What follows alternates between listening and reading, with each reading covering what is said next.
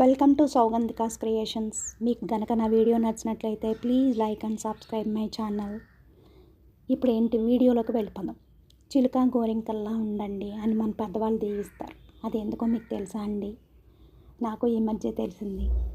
కొత్త దంపతులను ఆశీర్వదిస్తూ చిలుక గోరింకల్లా కలకాలం హాయిగా ఉండండి అనే జాతీయాన్ని వాడతారు మన వాళ్ళు. చిలుక గోరింకలు ఒకదానికి మరొకదానికి ఎలాంటి సంబంధం లేదు. చిలుక జంటలో ఒకటి చనిపోతే మరొకటి వేరొక చిలుకతో జత కట్టకుండా జీవితాంతం ఒంటరిగా ఉండిపోతుంది.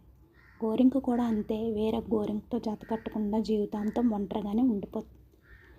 అందుకనే మన పెద్దవాళ్ళు అలా దీవిస్తూ ఉంటారు. పక్క చూపులు చూడకుండా దంపతులిద్దరూ హాయిగా కాపురం చేసుకోవాలని దీని అర్థం అన్నమాట.